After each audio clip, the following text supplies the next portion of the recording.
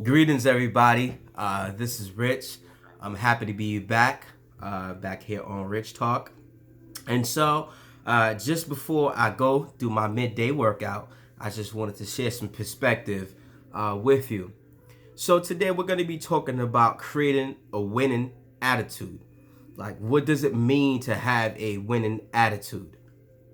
So the first component about creating a winning attitude is it starts with you and I appreciating the uniqueness that we have. And so one of the things about having a winning attitude is a person with an upbeat, positive mindset. It's just contagious. It's effect. It's just infectious. You know, when you come in contact with the presence of one who is sure of themselves, they know who they are, and they have an understanding of their strengths. Those individuals typically exude confidence. But in order for that confidence and for that assurance to be portrayed outwardly, it's something that has to start inwardly. And that is one of the many things that people struggle with sometimes is, am I good enough? Am I sufficient? And that's it right there. You are sufficient. You are significant. You are enough. You don't need any additives, preservatives, or anything else to make you great. You were already designed great, right? One of the scriptures that's actually in the scripture that I like is that it says that you were fearfully and wonderfully made. See, the great thing about you is that you weren't just popped into a microwave, right? And just came into being, right? Like you have a form, right? There was a process where you were developed into your mother's womb, right? And so there's great significance that you have, and that's one of the key components that I definitely want to leave with you, right? And when you have a winning attitude is the difference maker. On one hand, you have one person who can be a great engineer, right? Or they could be a great teacher, for example.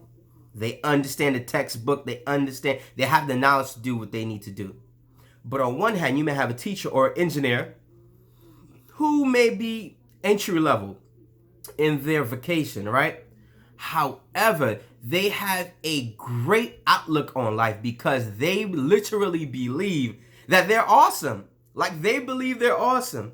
See, when you believe that you're awesome, other people are going to know and believe that you're awesome, right? So one cannot expect others to think of them in such a way that they do not think of themselves. And so you must know and believe you are awesome. If you have to fake it, then fake it. Look yourself in the mirror, and even though you may not feel like you're awesome, tell yourself, I am awesome. So I look myself in the mirror and I say, my name is Richard Cummings and I'm an amazing human being, right? I'm just making that up. But the point is when you love yourself, when you appreciate yourself, it's easy to convey a level of assurance and a profound level of confidence when you are in different areas, right? Whether you're doing work in the community, whether you're working in your profession, in your career, or even in your business, right? Attitude is the difference maker. No one wants to do business or work or interact with someone who is pessimistic and is always cynical and looking for the worst things ever to happen. No, people are naturally gravitated to upbeat people. And the next thing that I also want to mention is everyone isn't perfect, right? So you have issues. I have issues, right? When you come into any relationship, whether it's professionally or even personally, each individual will have some level of baggage. But having a winning attitude is saying that irrespective of some of the deficiencies that I have, I am going to celebrate. I'm going to be intentional about celebrating the things that are worthwhile about myself. I am going to celebrate the things that are unique about myself.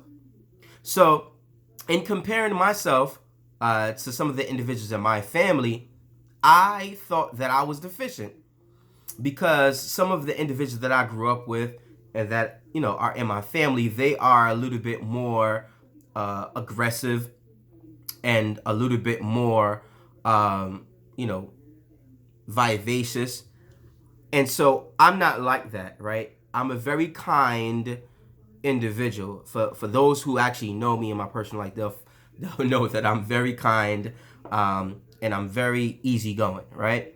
But those were things that I didn't like about myself. I was just like, why am I always such a person that's filled with compassion and just always want to help people? And, if someone asks me to help them with something, I'm always stopping what I have to do and just going over and helping them. And so I came to a point in my life where I had to realize, you know what?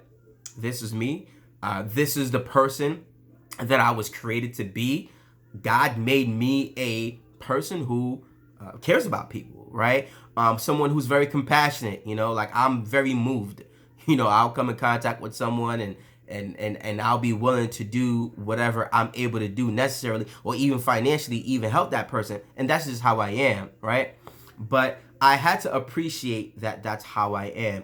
And so living a life where I'm able to create a winning attitude is appreciating that and not trying to morph myself. And so there was a time where I was kind of going through an identity crisis, right? And even adults, right? So a lot of individuals actually spurn, right?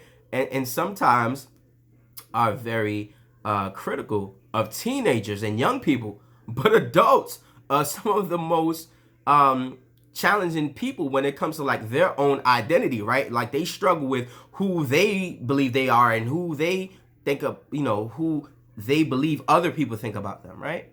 But having a winning attitude is being self-absorbed. That's the last thing. Not being concerned about the populace, not being concerned about trying to be the flavor of the week. Like, be your own flavor, Be your own flavor. If you are organized, if you are a person that is, if you are extremely detailed, if you like to make sure that the can labels on each can in your cupboard show the label, like some people are very attentive, or other people may use certain terms such as OCD. If that's you, celebrate it. Don't try to change it, right? Don't try to, adjust yourself to other individuals because they may not like it. Celebrate that. That's awesome. If you're a planner like me, I like to plan. I like to know what's going on in my day, what's going on tomorrow, what's going on the next day. Celebrate your planning, right? So whoever you are, if you're creative, celebrate that. Because having a winning attitude is about being self-absorbed in you, right? And not living to please people, right? So you want to live for yourself. You want to live for you. And you don't want to be boggled down because there's so much going on, right? You can't please people. So that's my talk today on creating a winning attitude. I hope this perspective was helpful. Please share it with someone and please subscribe to my YouTube channel. Thank you and have an awesome day.